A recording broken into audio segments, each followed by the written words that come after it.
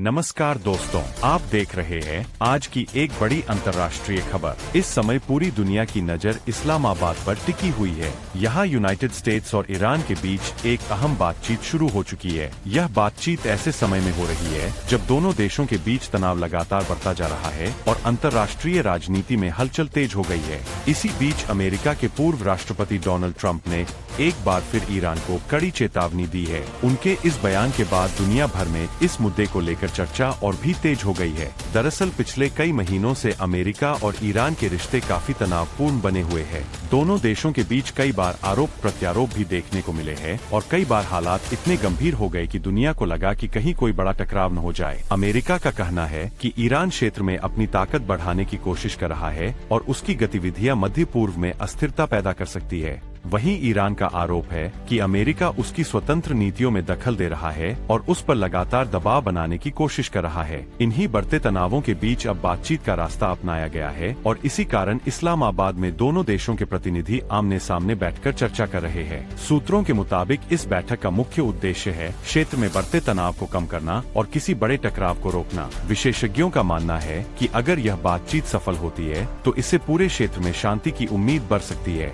लेकिन इसी बीच ट्रंप का बयान सामने आने के बाद इस मामले ने और ज्यादा ध्यान खींच लिया है। डोनाल्ड ट्रंप ने अपने बयान में कहा है कि अगर ईरान ने अपनी गतिविधियों को नहीं रोका तो अमेरिका सख्त कदम उठाने से पीछे नहीं हटेगा। ट्रंप का यह बयान कई मायनों में महत्वपूर्ण माना जा रहा है क्योंकि अमेरिका की राजनीति में उनका प्रभाव अभी भी काफी मजबूत है। विशेषज्ञों का कहना है कि इस तरह के बयान अंतर्राष्ट्रीय राजनीति में बड़ा संदेश देते हैं और कई बार इनका असर कूटनीतिक बातचीत पर भी पड़ता है। अब सवाल यह है कि इस बैठक में आखिर किन मुद्दों पर चर्चा हो सकती है। जानकारों के अनुसार इस बैठक में सबसे बड़ा मुद्दा क्षेत्रीय सुरक्षा का है। मध्य पूर्व लंबे समय से कई राजनीतिक और सैन्य तनावों का केंद्र रहा है और आते हैं। इसी कारण इस क्षेत्र में शांति बनाए रखना पूरी दुनिया के लिए अहम माना जाता है। इसके अलावा इस बैठक में ईरान के परमाणु कार्यक्रम को लेकर भी चर्चा होने की संभावना है। अमेरिका और कई अन्य देश लंबे समय से इस बात को लेकर चिंता कि ईरान का परमाणु कार्यक्रम क्षेत्रीय संतुलन को प्रभावित कर सकता है।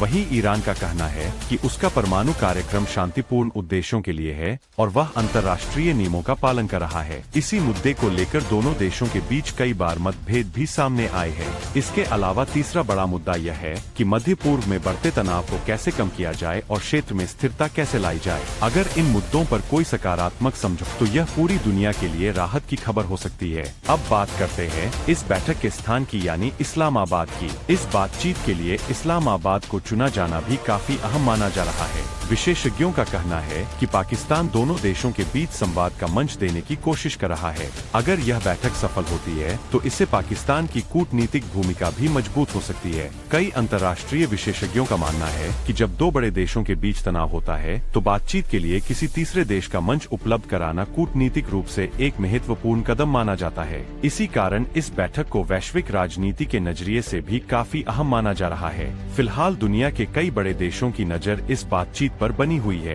क्योंकि अमेरिका और ईरान के बीच तनाव का असर सिर्फ इन दोनों देशों तक सीमित नहीं रहता, बल्कि इसका असर पूरे मध्य पूर्व और वैश्विक राजनीति पर पड़ सकता है। अगर दोनों देशों के बीच तनाव बढ़ता है तो इसका असर तेल बाजार, वैश्विक अर्थव्यवस्था और अंतर्राष्ट्रीय सुरक्षा पर भी पड़ सकता है। इसी कारण कई देश यह चाहते हैं कि दोनों देशों के बीच बातचीत के जरिए समाधान निकाला जाए। अब सबकी नजर इस बात पर है कि इस बैठक के बाद दोनों देशों की तरफ से क्या बयान सामने आता है। क्या इस बातचीत से तनाव कम होगा या फिर हालात और ज्यादा गंभीर हो सकते हैं? क्या दोनों